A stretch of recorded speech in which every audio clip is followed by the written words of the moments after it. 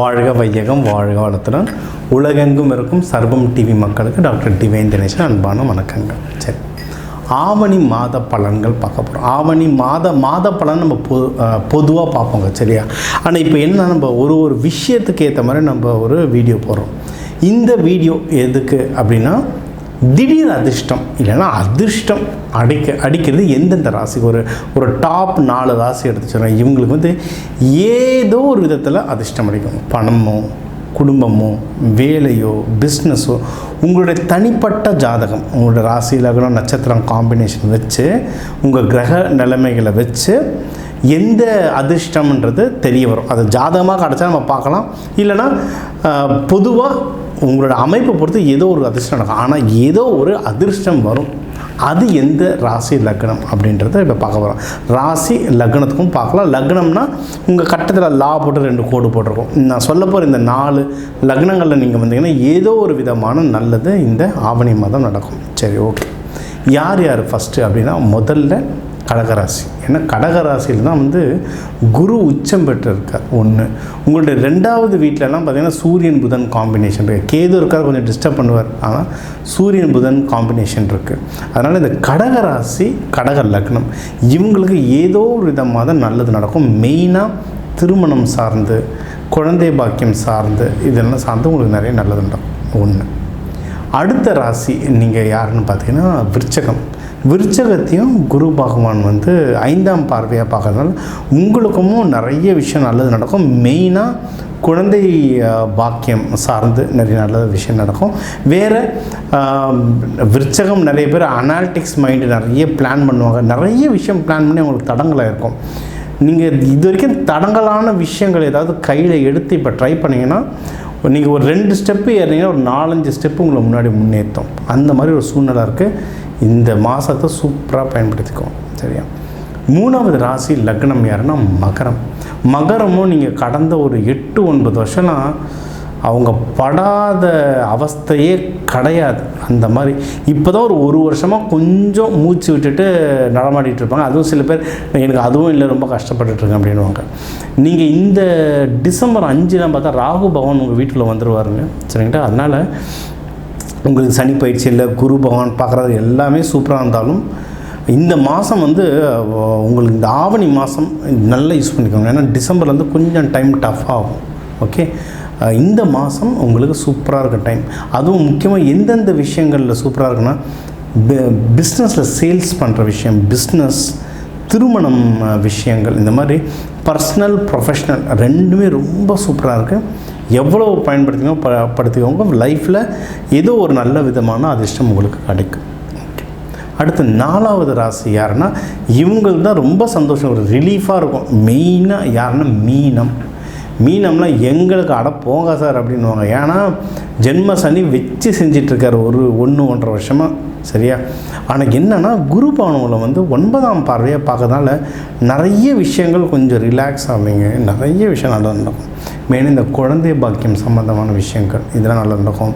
நீங்கள் தொழில் பண்ணுறவங்களுக்கு பிஸ்னஸில் ப்ராஃபிட் நல்லா ஏறும். நல்லா பாருங்கள், போன வருஷம்லாம் ரொம்ப 1-1.5 வருஷமாக ரொம்ப கஷ்டப்பட்டு தொழிலை ஸ்டடி பண்ணவங்கெல்லாம் பார்த்திங்கன்னா உங்களுக்கு ப்ராஃபிட் வரும். கையில் காசு, பிஸ்னஸ் மூலிமா காசு வரும். இன்னொன்று, அவங்க ஜாதகம் பொறுத்து நிறைய நல்ல அதிர்ஷ்டங்கள் நடக்கும். ஆனால் இப்போ இந்த 4 ராசிக்குமே ஏதோ ஒரு விதமான நல்லது நடக்கும். அது எது உங்களுக்கு கிடைக்கிற மாதிரி இருக்குன்றதை பார்த்து செக் பண்ணிங்கன்னா ஜெயிச்சிடலாம். தெரியலை, புரியலை, இல்லை எனக்கு ஒரு விஷயம் இருக்குது, அதை எப்படி எனக்கு சக்ஸஸ் ஆக்குறதுன்னு புரியலை, இல்லை கையில் வர மாதிரியே இருக்கு, நான் வர மாட்டேன், இப்போ வேலை கிடைக்கிற மாதிரி இருக்குது, கிடைக்க மாட்டேது, வெளிநாடு போகிற மாதிரி இருக்குது, கடைசியாக சொதப்பிடுதுன்னு அந்த மாதிரி தோணுச்சுன்னா கீழே நம்பருக்கு கால் பண்ணுங்கள். ஜாதகம் பார்த்துட்டு அதுக்கு ஏற்ற உங்களுக்கு நிவர்த்திகள், பரிகாரங்கள் சொல்கிறோம். ஜென்ரல் பொது பரிகாரங்களாக உங்களுக்கு சொல்லணும் அப்படின்னா, கடகராசி மீனாட்சி அம்மன், காமாட்சி அம்மன், லலிதா திரிபுரசுரன், இந்த மாதிரி ஆட்சியில் இருக்கிற தெய்வங்களை வழிபாடு பண்ணுங்கள். அதே இப்போ வரலட்சுமி நோன்பு இந்த மாதம்லாம் வரலட்சுமி நோன்பு வருது. வரலட்சுமி நோன்பு இருங்க, காயத்ரி நோன்பு இருங்க, சூப்பராக வேலை செய்யும், சரிங்களா? பிள்ளையார் சக்தி, கிருஷ்ண ஜெயந்தி வரை வருது. சரி, அடுத்து விருச்சகம். விருச்சகத்துக்கு முருகன். முருகன் வழிபாடு சூப்பராக வேலை செய்யும். குரு பகவான்லாம் உங்களுக்கு பார்க்கணும். திருச்செந்தூர் முருகனை டிஃபால்ட்டாக பிடிச்சிக்கோங்க. வள்ளி தெய்வானையோடு இருக்கிற படங்களை வச்சு வழிபாடு பண்ணுங்கள். அந்த 3 பேர் இருக்கிற படம் ரொம்ப சூப்பர். முருகன் வள்ளி தெய்வானையோடு இருக்கிற படம் வந்து இன்னுமுமே சூப்பராக உங்களுக்கு வேலை செய்யும். கூட மயில் பாம்புலாம் இருக்கும்போது ஒவ்வொன்றும் ஒவ்வொரு குறியீடுங்க, எல்லாத்துக்குமே அர்த்தம் இருக்கும். ஒரு சின்ன கோடு போட்டிருந்தா கூட அதுக்கு ஒரு அர்த்தம் இருக்குது சாமி படத்தில். சரி, அதனால் வள்ளி தெய்வானையோட முருகன், பாம்பு, மயில் எல்லாமே இருக்கிற அந்த நிறைஞ்ச ஃபோட்டோ வச்சு பூஜை பண்ணுங்கள். சூப்பராக உங்களுக்கு வேலை செய்யும். மகரத்துக்கும் அதே மாதிரி ரங்கநாதர் வழிபாடு பண்ணுங்கள். ரங்கநாதர், வராகமூர்த்தி, மங்கள சனீஸ்வரர், நம்ம திருக்கொள்ளிக்காடு மங்கள சனீஸ்வரர், இல்லை குச்சானூரில் இருக்கிறவங்க, இன்னொன்று ஜேஷ்டாதேவி கோவில் எங்கெங்கெல்லாம் இருக்கோ அங்கே இருக்கிற சனீஸ்வரர் எல்லாமே மங்கள சனீஸ்வரர். கொல்லிமலை அரப்பள்ளீஸ்வரரில் இருப்பாங்க. திருச்செங்கோடு அதநாதீஸ்வரரில் ஜெயிஷ்டாதேவி இருக்காங்க. உங்களுக்கு வந்து திருவேலங்காடு திருவள்ளூரில் இருக்காங்க. ஜெயிஷ்டாதேவி பழமையான கோவில்கள் எல்லாத்துலேயுமே இருப்பாங்க. அந்த அம்மா எதிர்க்க இருக்கிற சனீஸ்வர பகவான் வந்து மங்கள சனீஸ்வரர் வழிபாடு பண்ணுங்க, சூப்பராக இருக்கும். மீன ராசிக்கும் அதே மாதிரி தான். குரு பகவான், நவகிரகங்களில் இருக்க குரு பகவான் வேண்டலாம், தட்சிணாமூர்த்தி வேண்டலாம். பெஸ்ட்டு ஆல் டைம் பெஸ்ட்டுனா லக்ஷ்மி நரசிம்மர். லக்ஷ்மி நரசிம்மரை பிடிச்சிக்கிட்டிங்கன்னா சூப்பராக வேலை செய்யும். அது குழந்தை பாக்கியம், அதிர்ஷ்டம், திடீர் அதிர்ஷ்டம் என்னென்னா மீனாட்சி அம்மன். மீனாட்சி அம்மன் சுந்தரேஸ்வரரோட வழிபாடு பண்ணுங்கள், ரொம்ப ரொம்ப ரொம்ப சிறப்பாக இருக்கும். இன்னும் உங்களுக்கு அதிர்ஷ்டத்தை அதிகப்படுத்தணும்னா இந்த கோவில்களில் பூந்தி கொடுத்துட்டு வாங்க.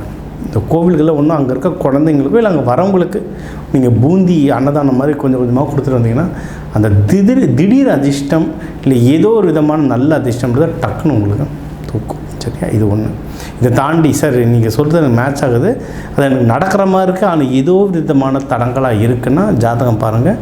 நான் சில வாழ்வியல் பரிகாரங்கள் சொல்கிறேன். ஒவ்வொரு ராசி, லக்னம், நட்சத்திரத்துக்கு ஏற்ற மாதிரி சில தானிய வகைகள் இருக்குது. ஒரு கிரகத்துக்கு ஒரு தானியம் இருக்குது. கோவில் கலசத்தில் வைப்போம், மூலவர் கீழே வைப்போம் நவதானியங்கள். ஒரு தானியத்துக்கு ஒன்று இருக்குது. எந்த தானியத்தை எப்படி யூஸ் பண்ணணும்னு சொல்கிறேன். அதேமாதிரி மலர் மருந்துகள் இருக்குது. ஒரு ராசி லக்னத்துக்கு ஏற்ற மலர் மருந்து இருக்குது. ஒரு தேவைக்கு ஏற்ற மாதிரியும் மலர் மருந்துகள் இருக்குது. அதுவும் என்னென்னு சொல்கிறேன். இதெல்லாம் நீங்கள் கொஞ்சம் கொஞ்சமாக ப்ராக்டிஸ் பண்ண அந்த அதிர்ஷ்டம்ன்றது நல்லபடியாக ஏறும். மெயினாக இன்றைக்கி அதிர்ஷ்டம் எந்த ஒரு விஷயமாக அதில் முதல்ல கும்பிட வேண்டிய தெய்வம் விநாயகர். அந்த விநாயகர் சதுர்த்தி வருது. அந்த விநாயகர் சதுர்த்தியை நீங்கள் வச்சுட்டு எனக்கு இது நடக்கணும் அப்படின்னு சொல்லிவிட்டு நீங்கள் ஒரு பூஜை போட்டிங்கன்னா சூப்பராக வேலை செய்யும். ஒன்று. இன்னொன்று, மேக்ஸிமம் எல்லோரும் பணம் கேட்போம், இல்லை திருமணம் கேட்போம், இல்லை குழந்தை பாக்கியம் கேட்போம், இல்லை இதை சுற்றி தான் ஏதாவது ஒரு விஷயம் நம்ம நடந்துகிட்ருக்கோம். பிஸ்னஸ், வேலை எதுவாக இருந்தாலும் இந்த 3 சுற்றி தான் மெயினாக நடக்கும். பெஸ்ட்டு கடவுள் வரலட்சுமி, லக்ஷ்மி அம்மா. வரலட்சுமி பூஜை அது பெண்களுக்காக மட்டுமான பூஜை நினச்சிக்கணும். எல்லாருக்குமே லக்ஷ்மி தேவை. சரிங்களா, வரலட்சுமி நோன்பு எடுங்க, அதுவும் உங்களுக்கு எல்லா சிறப்பும் தரும். ஸோ இந்த மாதம் நீங்கள் வேண்ட அந்த நல்ல அதிர்ஷ்டம் உங்கள் எல்லாருக்கும் நல்லபடியாக கிடைக்க எல்லாம் வல்ல வரலட்சுமி அம்மா வேண்டிக்கிறேன். விடைபெறுவது உங்கள் டாக்டர் டிவைன் தினேஷ். வாழ்க.